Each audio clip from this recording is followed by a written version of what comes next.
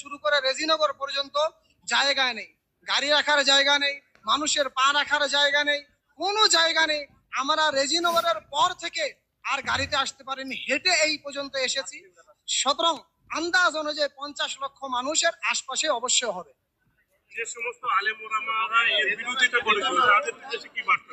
শুনুন, আমি সর্বপ্রথম ওলামাদের সম্মান আমার মাথার উপরে, ওলামাদের বিপরীত আমি কখনোই কথা বলতে পারবো না।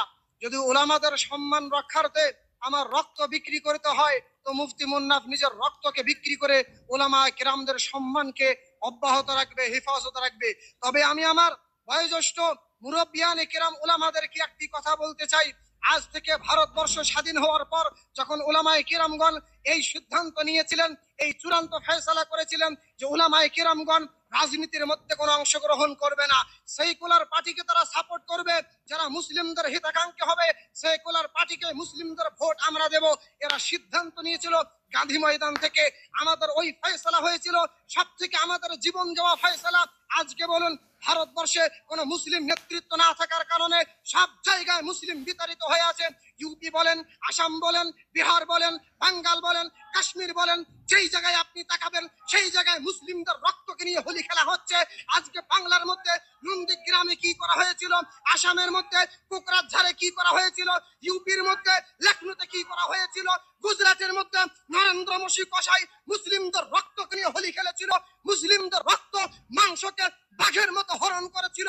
এর কেবলমাত্র কারণ একটাই, মুসলিমদের কোনো নেতৃত্ব নেই, মুসলিমদের কোনো নেতা নেই, মুসলিমদের কোনো রাজনৈতিক পার্টি নেই। আমি সারা বিশ্ব আমি গোটা হিন্দুস্তানের ভারতের সমস্ত মুসলিম জাতিকে বলতে চাই, হে মুসলিম জাতি, তোমাদের নেতা নেই বলে আজকে তোমাদের রক্তের কোনো দাম নেই, তোমাদের পার্টি নেই বলে তোমাদের রক্তের কোনো দাম নেই, তোমার পার্টি নেই বলে তোমার মাদ্রাসার কোনো দাম নেই, তোমার কোনো মানুষ নেই বলে, কথা বলার কোনো মানুষ নেই বলে মসজিদের কোনো দাম নেই।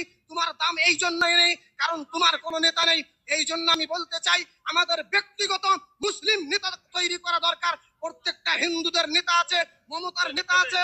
মমতা নিজেকে বলে আমি শাস্ত্রীয়, অর্থাৎ তিনি হিন্দুদের নেতা দাবি করছেন।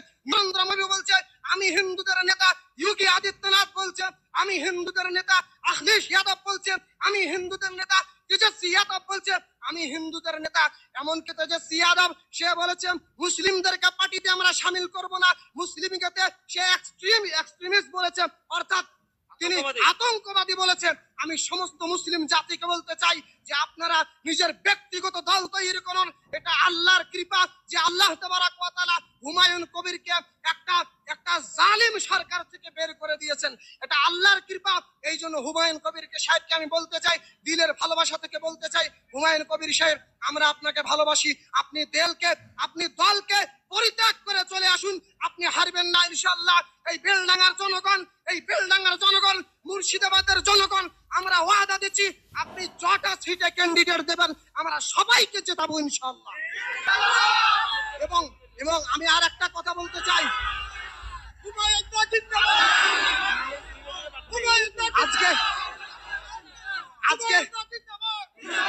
আজকে শুধুমাত্র একটাই নয়, আজকে মুসলিমদের যুবককে যখন আমরা দেখি, মুসলিম যুবকদেরকে দেখলে আমাদের চোখ দিয়ে পানি চলে আসে। কারণ 100-র মধ্যে 98 কিংবা 95টা মুসলিম যুবক আমার বাইরে কাজ করতে চাই। কেন মুর্শিদাবাদে কাজের সংস্থা নেই? মুর্শিদাবাদের আমার যুবকরা কেন ইউপি যাবে কাজ করতে? মুর্শিদাবাদের আমার যুবকরা কেন যাবে বিহারে মানুষের দারোয়ানের কাজ করতে? আমার যুবক ভাইয়েরা কেন যাবে ইউপি ফেরি করতে? আমার মুসলিম যুবকরা কেন যাবে হিন্দুদের বাড়ির দারোয়ান করতে? আমি মমতাকে বলতে চাই, তুমি মুর্শিদাবাদে আমার ভাইদেরকে কেন কাজ দিতে পারোনি? তুমি উত্তর দাও। এই জন্য 26-এর ভোটে মমতাকে আমরা জবাব দেব উচিত। আমি হুমায়ুন কবিরকে ভাই বলতে চাই, আপনি দল তৈরি করবেন না হঠাৎ করে, আপনি চিন্তা ভাবনা করুন, এমন একটা মানুষকে আপনি হাতে নিয়ে আসুন যার হাতে মুসলিমদের শক্তি আছে, যার কথা মুসলিমরা শোনে। আপনি হাতে হাত রেখে, এটা আমার ব্যক্তিগত রায়, এটা আমি সবার পক্ষ থেকে বলছি না, আমি হুমায়ুন কবির সাহেবকে বলছি, আপনি এমন একজন মানুষকে চয়েস করুন, আপনার তার সঙ্গে থেকে আপনি লড়ুন।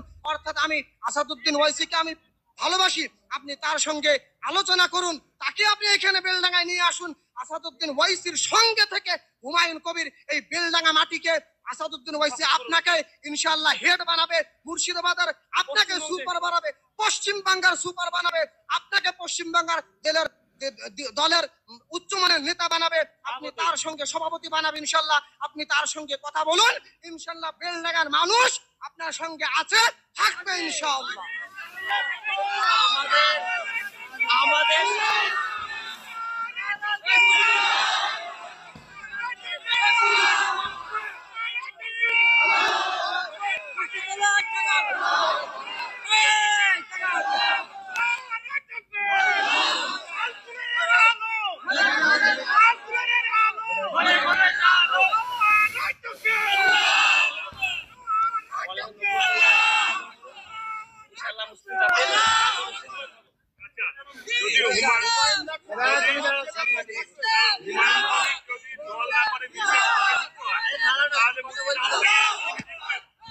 মুস্তাফা দখল করা ইনশাআল্লাহ।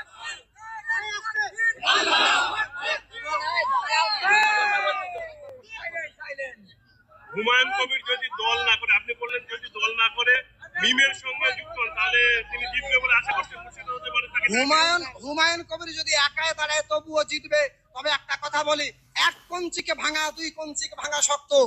এই জন্য এই হিন্দুত্ববাদীরা কিংবা মমতা ব্যানার্জি হুমায়ুনকে হারার জন্য চেষ্টা করতে পারে, কিন্তু ওয়াইসি সাহেব যদি তার সঙ্গে লেগে থাকে, মমতা কেন, মমতার বাপ, মমতার 14 গোষ্ঠী এসে হুমায়ুনকে হারাতে পারবে না ইনশাআল্লাহ।